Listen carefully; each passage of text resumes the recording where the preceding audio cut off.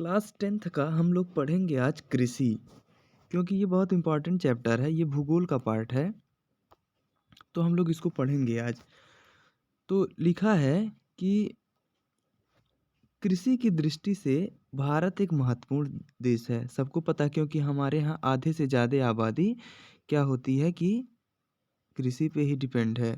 हमको कुछ भी करके कृषि ही करना है, क्योंकि हमारे पास ना तो नौकरियां हैं, और जितनी भी नौकरियां हैं कई लोग दावेदार हैं, तो वो भी मुश्किल है।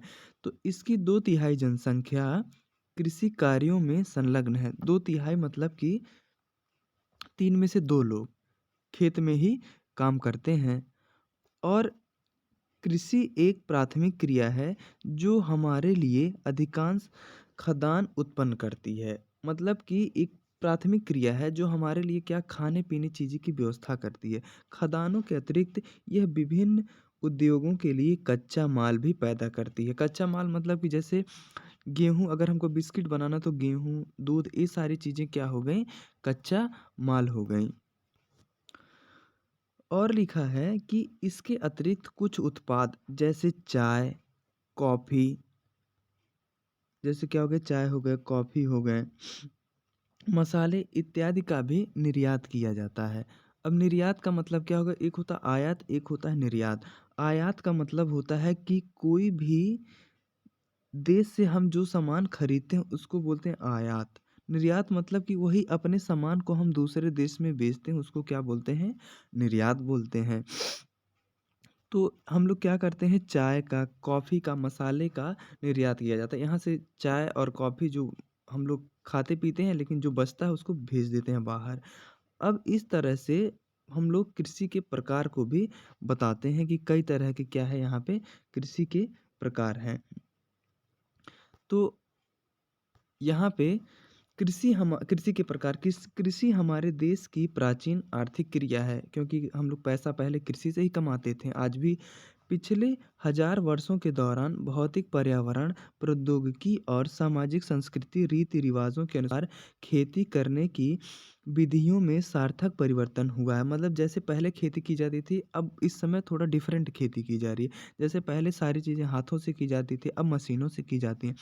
जीवन निर्वाह खेती से लेकर वाणिज्य खेती, मतलब कि जिससे पैसे कमाते हैं, तक कृषि के अनेक प्रकार हैं। वर्तमान समय में भारत के विभिन्न भागों में निम्नलिखित प्रकार के कृषि तंत्र अपनाए गए हैं। प्रारंभिक जीविका निर्वाह कृषि। अब ये क्या होती है, इस प्रकार की कृषि भारत के कुछ भागों में अभी की जाती है। प्रारंभिक जीवन निर्वाह कृषि भूमि के छोटे टुकड़ों पर आदिम कृषि औजार जैसे लकड़ी के हल, डाव और खुदाई करने वाली छड़ी तथा परिवार अथवा समुदाय श्रम की मदद से की जाती है। मतलब अभी भी क्या है, कहीं कहीं क्या होती है कि जो कृषि होती है वहाँ पे पुराने औजारों से ही की जाती है। जैसे बैल से खेत को जोतना, हल से परिवार के सब लोग उसमें जाके मेहनत करते हैं। इस प्रकार की कृषि प्रायः मानसून, मृदा की प्रकृति उर्वरा और फसल उगाने के लिए अन्य पर्यावरणीय परिस्थितियों की उपयुक्तता पर निर्भर करती है। मतलब जो वो खेती करते हैं, वो उनके पास ना तो इतने साधन होते हैं कि वो लोग खेत में पानी चला सके, तो वो लोग बेचारे किसकी मदद करते हैं, मानसून। सोचते हैं कि अब बारिश होगी, अब बारिश होगी। मृदा की प्रकृति, उनके पास इतने पैसे नहीं होते कि उनको अपना खाद खरीद के उसको अच्छा मिट्टी कर सकें। तो ये सब क्या है, उसी पे वो लोग निर्भर भी हैं। लिखा है, यह कर्तन दहन प्रणाली है, कृषि है। कर्तन दहन प्रणाली मतलब कि क्या करेंगे, उसको बोएंगे, फिर क्या करेंगे, जला भी दिया जाता है लास्ट में।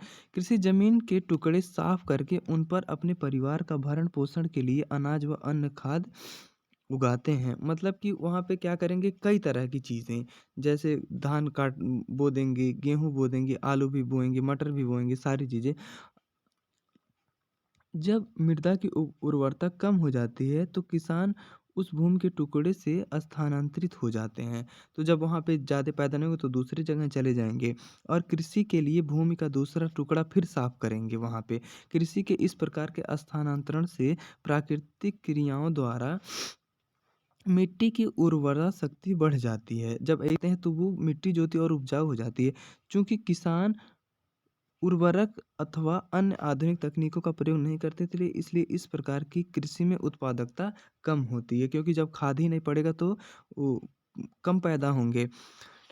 देश के विभिन्न भागों में इस प्रकार की कृषि को विभिन्न नामों से जाना जाता है।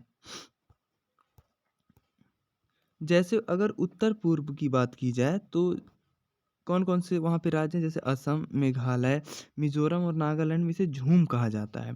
मणिपुर में इसे पामलू बोला जाता है और जो छत्तीसगढ़ के बस्तर ज़िले और अंडमान निकोबार में इसे दीपा बोला जाता है। इसी खेती को जो आएँगे करके और फिर जब वहाँ पे उपजाऊ मिट्टी कम हो जाएगी तो दूसरी जगह चले जाएँगे।